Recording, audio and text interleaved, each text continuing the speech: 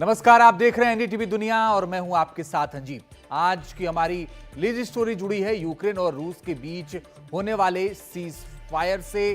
Trump और Putin के बीच बातचीत में जो कुछ तय हुआ है, क्या वो अमन की गारंटी है? और साथ ही हम ये भी जानने की कोशिश करेंगे कि कैनेडी की हत्या से जुड़े नए कागजों के सामने आने के बाद से कितना सच इसका सामने आएगा, क्योंकि सच आना बेहद ज्यादा जरूरी है।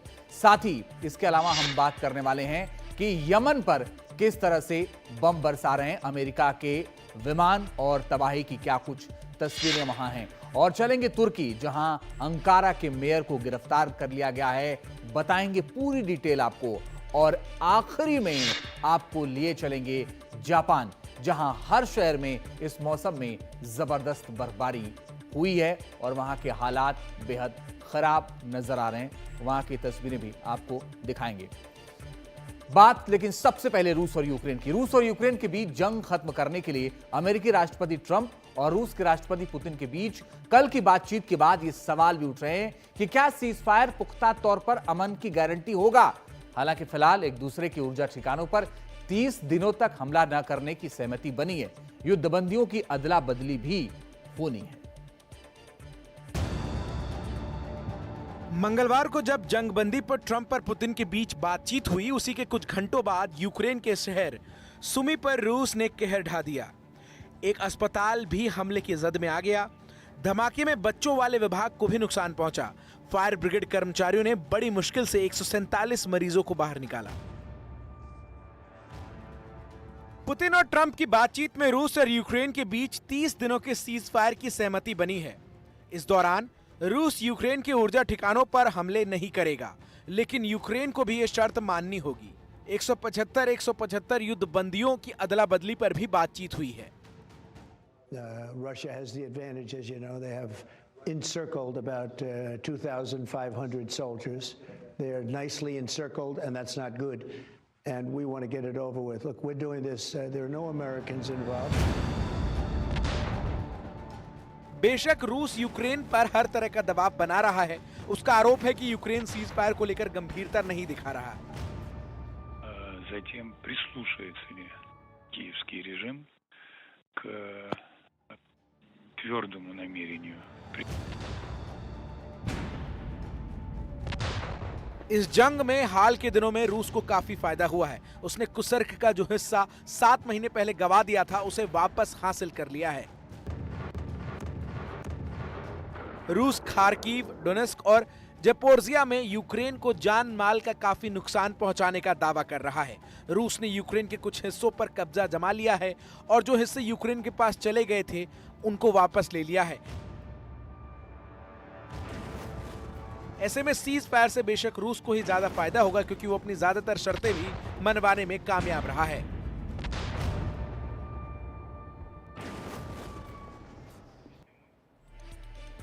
और इस पूरी खबर पर बातचीत के लिए बीवी सोनी साहब जुड़ रहे हैं, भारत के पूर्व राजदूत, जिन्होंने यूक्रेन में बहुत ज्यादा वक्त बिताया। बहुत स्वागत है सर आपका।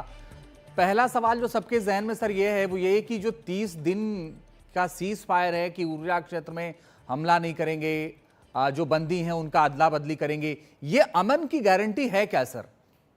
देखिए, सबसे पहले ये है कि अभी तक उनके अंदर कोई मीटिंग ग्राउंड नहीं था। हम जब पीस प्रोसेस के लिए जा रहे हैं, हमारे दिमाग में ये नहीं होना चाहिए कि इमीडिएटली फर्स्ट डे सारी चीजें हो जाएंगी। कॉन्फिडेंस बिल्डिंग सबसे पहले स्टेप होता है और उसमें उसके बाद आदान प्रदान होगा जो चीजों विभिन्न प्रकार की आर्ग्यूमेंट के बारे में। तो पहले सिर्फ यही है कि लड़ाई को खत्म करें शुरुआत के लिए, और जब वो वातावरण बहुत अच्छा हो जाएगा तो उसके बाद फिर दूसरी चीजों पर जाएंगे। तो मेरे विचार में पहली बात यह है कि इस पे रजामंदी हो गई है, सहमति हो गई है।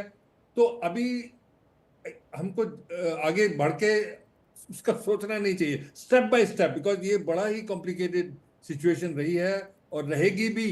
तो दोनों तरफ से पूरी तैयारी है कि वो कुछ भी चीज उनको कंसीड ना करें, ताकि उनको अपने मुल्क में भी जाना है, लोगों को एंडोर्समेंट भी लेनी है, अप्रूवल भी लेना है। तो इसलिए शुरू में एक दूसरे को भांपने की कोशिश करेंगे, ये देखने की सोची करेंगे कि आपकी फॉल बैक पोजीशन क्या है। जी। तो मेरे विचार में ये पहला जो स्टेप है वो अभी 3 साल लग गए, उसको नहीं हुआ, अब शुरुआत हुई है। क्यों हुई है ये तो हम जानते ही हैं कि अमेरिकन राष्ट्रपति ने जो जो कुछ बिल्कुल। गारंटी होंगी उसकी वजह से। ठीक है, एक और बात बताइए सर, आप तो यूक्रेन में रहे हैं और 3 साल से चूंकि युद्ध चल रहा है, कुछ बचा होगा अभी यूक्रेन में इस स्थिति में? क्योंकि अब ये पहल हो रही है, अब चीजें सुधरेंगी, लेकिन कुछ बचा है क्या? इतनी बर्बादी हुई है। देखिए, मैं सबसे पहले आपको ये बताऊं, मैं काफी अच्छे इंटरेस्टिंग टाइम में था यूक्रेन में। जी सर। और उस वक्त जबकि यूक्रेन का नया देश बना था, 5-6 साल पहले जब मैं गया, तो वहां पर पहले ही सब चीजें टूटी गई थी, क्योंकि रशियन जब गए उन्होंने खास चीजें ज्यादा छोड़ी नहीं थी। लेकिन अब इतनी बर्बादी हुई है, इतनी बॉम्बार्डमेंट हुई है, इतना लोगों को मारा गया है, उनके फैसिलिटीज को मारा है, हॉस्पिटल्स में मारे हैं, और स्कूल, जितने भी पब्लिक इंस्टीट्यूशंस हैं, तो उनको भी अगर आपने करा है तो उसको सबसे पहले ये है कि उसके ऊपर रिकंस्ट्रक्शन। सर मैं माफी के साथ रोक रहा हूं, एक बड़ी खबर आ रही है, उस पर भी आपसे आगे बातचीत करूंगा, लेकिन बड़ी और अहम खबर यह है कि ट्रंप और जेलेंस्की के बीच बातचीत जारी है। व्हाइट हाउस ने बातचीत की पुष्टि की है। कल ही ट्रंप ने पुतिन से बात की थी और ये जो सहमति बनी है वो इसीलिए बनी क्योंकि ट्रंप लगातार इसकी कोशिश कर रहे हैं। व्हाइट हाउस ने बातचीत की पुष्टि कर दी है और इस बीच जो जानकारी है, ट्रंप और जेलेंस्की के बीच बातचीत चल रही है। व्हाइट हाउस ने इसको लेकर के पुष्टि की है। हालांकि हमने वो तस्वीर भी देखी थी जब जेलेंस्की बातचीत के लिए व्हाइट हाउस गए थे, तब बातचीत नहीं बनी थी, लेकिन उनके वापस आने के बाद ये पहल लगातार ट्रंप कर रहे हैं और एक बार फिर से ट्रंप ने कल पुतिन से बात की और आज वो जेलेंस्की से बातचीत कर रहे हैं। उमाशंकर हमारे सहयोगी ज्यादा जानकारी के लिए जुड़ गए हैं। उमाशंकर, क्या अपडेट है? ये देखिए, जैसा कि आपने सही जिक्र किया कि कल राष्ट्रपति ट्रंप की रूस के राष्ट्रपति पुतिन के साथ बातचीत हुई और उस बातचीत के बाद एक समझौता या एक सहमति बनी कि जो एनर्जी इंफ्रास्ट्रक्चर है उस पर अटैक नहीं किया जाएगा। उसके बाद भी हमने कल देखा कि दोनों देशों ने एक दूसरे पे आरोप लगाया कि एनर्जी इंफ्रास्ट्रक्चर को अटैक किया गया है। आज जो जेलेंस्की और ट्रंप के बीच बातचीत हो रही है उसका परिप्रेक्ष्य अगर देखें तो परिप्रेक्ष्य ये है कि राष्ट्रपति पुतिन ने जिस तरह की शर्तों को रखा है 30 दिनों के अंतरिम सीज फायर के लिए, उस पर क्या जो यूक्रेन के राष्ट्रपति हैं वो तैयार होते हैं। ये जरूर है कि राष्ट्रपति ट्रंप कई बार कह चुके हैं कि यूक्रेन के पास कार्ड नहीं है, उसके पास किसी तरह का कोई बार्गेन चिप नहीं है, लेकिन क्योंकि यूरोप जो है वो यूक्रेन के साथ खड़ा है और कल ही जेलेंस्की का यह बयान आया था कि जो टेरिटोरियल इंटीग्रिटी है, यानी कि जो अखंडता की बात है यूक्रेन की, उससे समझौता नहीं किया जाएगा। तो इस लिहाज से ट्रंप और जेलेंस्की के बीच की ये बातचीत काफी अहम है। पहले ट्रंप ने कहा था कि यूक्रेन के साथ जो समझौता है या जो डील है वो काफी मुश्किल है, लेकिन अब ऐसा लग रहा है कि जिस तरह की शर्तों को पुतिन ने रखा है तो उनके साथ डील जो है वो मुश्किल है। लेकिन अब इस बातचीत में तय होगा कि पुतिन ने जो शर्तों को रखा है क्या जेलेंस्की उसके लिए तैयार होंगे। और जब जेलेंस्की की बात करते हैं तो यूरोप की बात करते हैं और इस बातचीत के लबोलुआब के लिए थोड़ा सा हमें इंतजार करना पड़ेगा।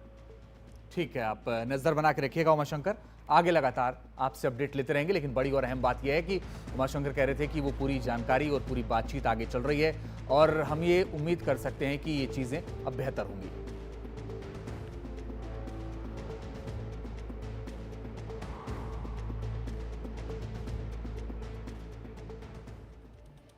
आइए खबरों में आगे बढ़ते हैं। उधर इजराइल ने लगातार दूसरे दिन गाजा पर जबरदस्त हमले किए। कितने लोग मारे गए इस बारे में पुख्ता तौर पर कोई जानकारी नहीं मिल सकी, लेकिन हमलों को देखते हुए लोगों का पलायन एक बार फिर से शुरू होने लगा है। इजराइल ने भी कुछ इलाकों से लोगों को चले जाने के लिए कहा है। इजरायली हमलों में यूएन से जुड़े 5 कर्मचारियों के भी जख्मी होने की खबर है।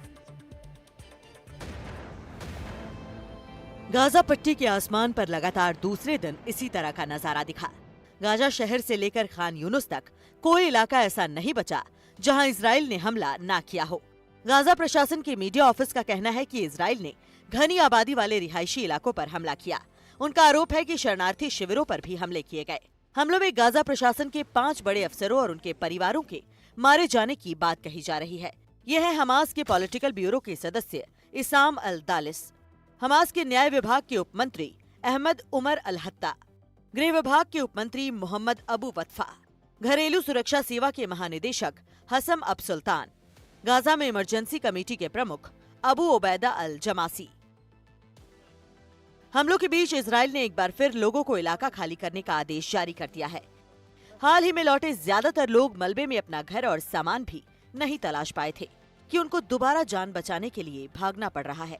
इजराइल की सेना ने बेत हनाउन, खिरबत खुजा, अबासान अल कबीरा और अल जदीदा इलाके खाली करने के आदेश दिए हैं।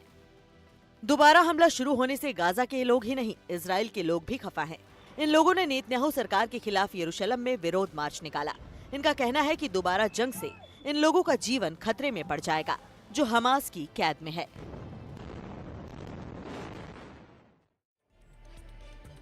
और भारत में इजराइल के राजदूत र्यूवेन अजार ने कहा है कि हमास ने बंधकों की रिहाई बंद कर दी, इसलिए उनके देश को फिर से हमले करने पड़े। उनसे बातचीत की है हमारी सहयोगी गौरी द्विवेदी ने।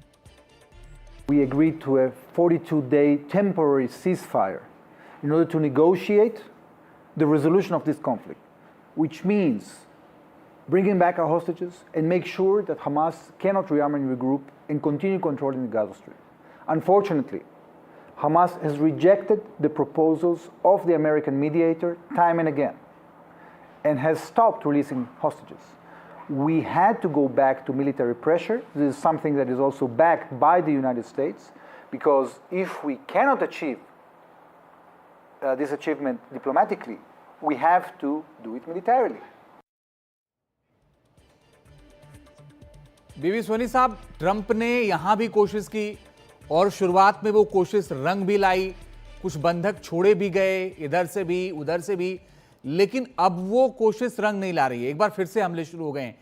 क्या ये माना जाए कि यहां विफल हो गए, या ये माना जाए कि अभी कुछ दिन बाद फिर से बातचीत का दौर शुरू होगा?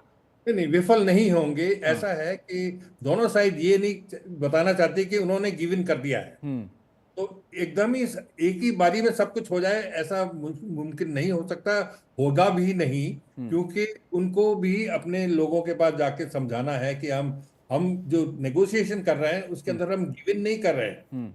अगर आप गिव इन करेंगे तो वीकनेस की सिचुएशन हो जाएगी, और वीकनेस की वजह से वो कहेंगे कि आप सब चीज क्यों दे रहे हो उनको। तो दोनों की तरफ से स्ट्रेटेजी यही होगी कि स्टेप करें, ताकि उनको कुछ चीजें ये दिखाएंगे कि हमने उनसे ये गेन किया है, और ये कहेंगे कि तो ये तो आदान प्रदान रहेगा, और इसमें हमको आशा नहीं छोड़नी चाहिए। शुरुआत इस प्रकार हमास की सिचुएशन इतनी खराब है कि वो सिचुएशन में नहीं है कि वो अपने बड़ी से बड़ी चीजें मांग सके, तो उनको शुरुआत में कहना पड़ेगा, लेकिन इसमें हताश होने की जरूरत नहीं है हमें। ठीक है, बहुत बहुत शुक्रिया सर हमारे साथ जुड़ने के लिए और हमसे बातचीत करने के लिए। तो बीबी सोनी साहब ने कहा कि इसमें हताश होने की कोई ज़रूरत नहीं है, इसमें ये ज़रूर है कि थोड़ा वक्त लगेगा, लेकिन इसमें अभी आगे बातचीत होगी और मामला पॉजिटिव रहने वाला है। उधर 1963 में उस समय के अमेरिकी राष्ट्रपति जॉन एफ कैनेडी की हत्या से जुड़े क्लासिफाइड डॉक्यूमेंट, गोपनीय दस्तावेज मंगलवार को जारी कर दिए गए। राष्ट्रपति पद की शपथ लेने के बाद डोनाल्ड ट्रंप ने इस बारे में आदेश जारी किया था। इस हत्या को लेकर अमेरिका में हमेशा से ही चर्चाएं होती रही हैं। ज्यादातर लोगों को लगता रहा है कि कुछ छिपाया जा रहा है। बहुत से कागजात भी इस बारे में सार्वजनिक नहीं किए गए थे। अभी सिलसिला शुरू हुआ है, तो हो सकता है कि लोगों को कुछ सवालों के जवाब मिले।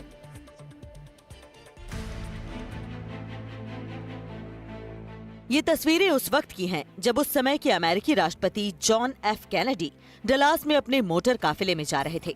इसके 6 मिनट बाद जो हुआ उसके बारे में अब तक बहुत सी बातों को लेकर तरह तरह की बातें चलती रहती हैं। जॉन एफ कैनेडी की हत्या कर दी गई। राष्ट्रपति डोनाल्ड ट्रंप ने इससे जुड़े क्लासिफाइड डॉक्यूमेंट, गोपनीय दस्तावेज जारी करने के आदेश पर 23 जनवरी 2025 को आदेश दिए थे। That's a big one, huh? A lot of people are waiting for this for years, for decades, and everything will be revealed. Okay? Give that to RFK Jr. Yes, sir. इस हत्या के records, photo, reels, sound recording वगैरह से जुड़ी तकरीबन 60 लाख पेजों की जानकारी पहले ही जारी की जा चुकी है। ट्रंप ने सोमवार को पत्रकारों से कहा था कि प्रशासन 80,000 फाइलें जारी कर रहा है। ये साफ नहीं है कि इनमें से कितनी जानकारी उन लाखों पन्नों में है जो पहले ही जारी किए जा चुके हैं।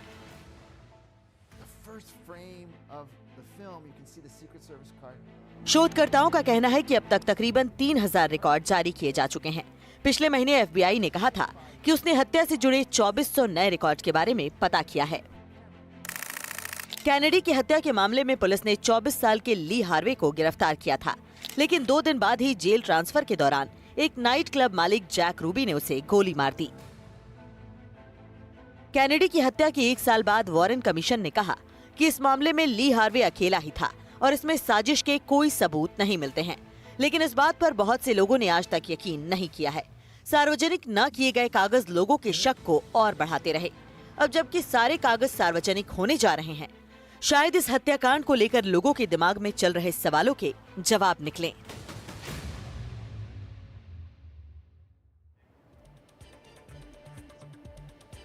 विदेश मंत्री एस जयशंकर ने कश्मीर मुद्दे को लेकर संयुक्त राष्ट्र को सवालों के घेरे में ला दिया है। उन्होंने पाकिस्तान के कब्जे वाले कश्मीर को द्वितीय विश्व युद्ध के बाद से अब तक का सबसे लंबा अवैध कब्जा करार दिया है। विदेश मंत्री एस जयशंकर ने संयुक्त राष्ट्र की निष्पक्षता को लेकर सवाल खड़े कर दिए। उन्होंने एक नई वैश्विक व्यवस्था की भी मांग उठाई। विदेश मंत्री दिल्ली में चल रहे रायसीना डायलॉग्स में बोल रहे थे। विदेश मंत्री ने कश्मीर मुद्दे का जिक्र करते हुए इसे द्वितीय विश्व युद्ध के बाद से अब तक का सबसे लंबा अवैध कब्जा करार दिया। After the Second World War, the longest standing illegal, I would say, presence, occupation of a territory by another country pertains to India. What we saw in Kashmir. Jaishankar ने राजनीतिक दखल को लेकर पश्चिमी देशों के नजरिए पर भी सवाल उठाए और कहा कि कश्मीर की असलियत को लेकर उन्होंने बहुत ही तोड़ मरोड़ कर पेश किया। Now we went to the UN. What was an invasion was made into a dispute. Jaishankar ने कश्मीर के मुद्दे पर हाल ही में लगातार सबकी बोलती बंद की है। लंदन में एक पाकिस्तानी पत्रकार के सवाल के जवाब में उन्होंने कहा था कि जब पाकिस्तान चुराया हुआ हिस्सा वापस कर देगा तो कश्मीर की समस्या हल हो जाएगी। I think the part we are waiting for is the return of the stolen part of Kashmir, which is on the under illegal Pakistani occupation. When that's done, I assure you, Kashmir solved. और अब दुनिया की कुछ और अहम खबरें कोने कोने से। यमन के हूती बागियों पर अमेरिकी सेना के हमले जारी हैं। अमेरिकी सेना की तरफ से जारी किए गए वीडियो में दिख रहा है कि किस तरह से विमान वाहक पोत से लड़ाकू विमान उड़ते हैं। ये विमान वाहक पोत लाल सागर में खड़ा है। हूती बागियों के लाल सागर से गुजरते जहाजों पर हमलों को देखते हुए अमेरिकी हमले जारी रहने के आसार हैं। अमेरिकी राष्ट्रपति डोनाल्ड ट्रंप यमन के बहाने ईरान को लगातार गंभीर नतीजों की चेतावनी दे रहे हैं।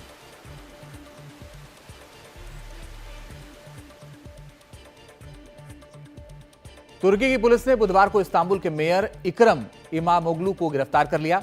उन पर करप्शन और आतंकवादी गतिविधियों से जुड़े होने का आरोप लगाया गया है। इकरम इमामोग्लू को राष्ट्रपति एर्दोगन का अहम विरोधी माना जाता है। जिन 100 और लोगों के खिलाफ वारंट जारी किए गए हैं उनमें इकरम इमामोग्लू के खास सहयोगी मुरत ओगुन भी हैं। गिरफ्तारी के बाद इस्तांबुल के आसपास की कई सड़कों को ब्लॉक कर दिया गया और 4 दिनों तक प्रदर्शन करने पर भी रोक लगा दी गई है। गिरफ्तारी के बाद विरोध की आशंका को देखते हुए ये कदम उठाए गए हैं। पिछले साल स्थानीय चुनाव में एर्दोगन की पार्टी को हुए जबरदस्त नुकसान के बाद इस तरह की कार्रवाई की आशंका जताई जा रही थी। गिरफ्तारी से पहले पुलिस ने मेयर के घर की तलाशी ली, लेकिन इस बात का पता नहीं चल सका है कि क्या पुलिस को उनके यहां से कुछ मिला है।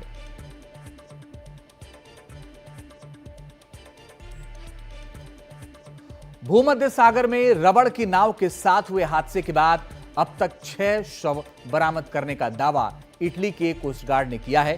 तकरीबन 56 अप्रवासियों को ट्यूनीशिया से लेकर आ रही ये नाव बीच समंदर में डूब गई थी। 10 लोगों को बचाकर किनारे पर लाया गया है। इनमें से 4 महिलाएं हैं। रेड क्रॉस का कहना है कि जो लोग बचाए गए हैं उनकी सेहत ठीक ठाक है। इस नाव पर जो लोग सवार थे वो कैमरून, आइवरी कोस्ट, गिनिया और माली के हैं। 2014 से 2024 के 24,000 से ज्यादा लोग या तो भूमध्य सागर में लापता हुए हैं या उनकी जान चली गई है। इस साल इटली में अब तक 8,963 अप्रवासी आए हैं। पिछले साल की इस अवधि की तुलना में ये 4% ज्यादा है।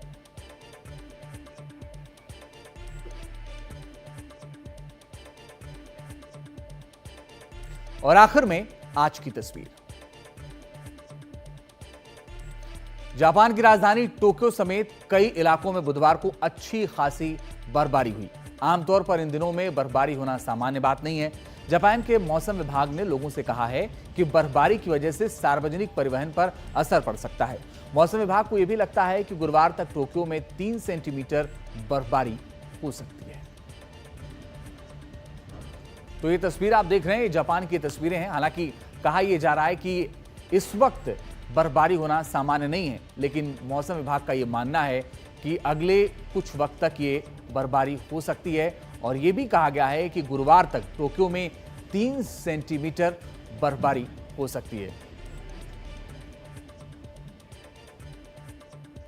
और इसी के साथ एक छोटा सा ब्रेक ले रहे हैं, लेकिन ब्रेक के बाद भी जारी खबरों का सिलसिला आप देखते रहिए NDTV इंडिया।